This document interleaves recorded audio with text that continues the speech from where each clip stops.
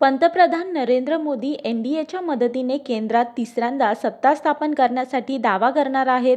एनडीएच्या बैठकीमध्ये केंद्रात सरकार स्थापनेचा दावा तातडीने करण्याची विनंती मोदींना करण्यात आली आहे।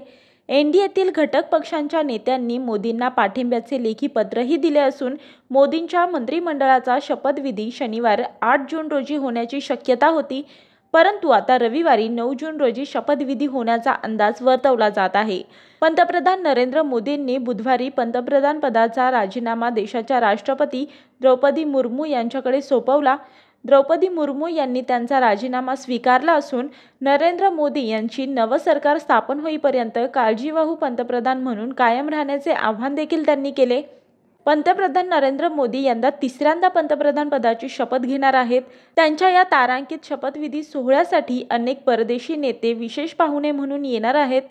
यामध्ये बांगलादेशच्या पंतप्रधान शेख हसीना, श्रीलंकेचे राष्ट्राध्यक्ष रानिल विक्रमसिंघे, नेपाळचे पंतप्रधान पुष्पकमल दहल आणि भूतानचे राजे जिग्मे खेसर नामग्याल वांगचुक यांचा समावेश आहे।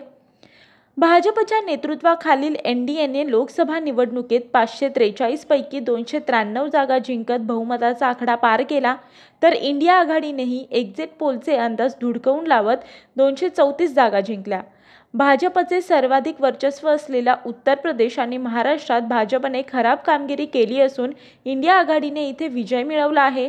मोदींच्या 7 लोककल्याण मार्गावरील निवासस्थानी एनडीएच्या तासभर झालेल्या बैठकीत नितीश कुमार आणि चंद्राबाबू नायडू या दोन्ही प्रमुख घटक पक्षांच्या नेत्यांनी भाजपला सरकार बनवण्यासाठी पाठिंब्याचे लेखी पत्र दिले।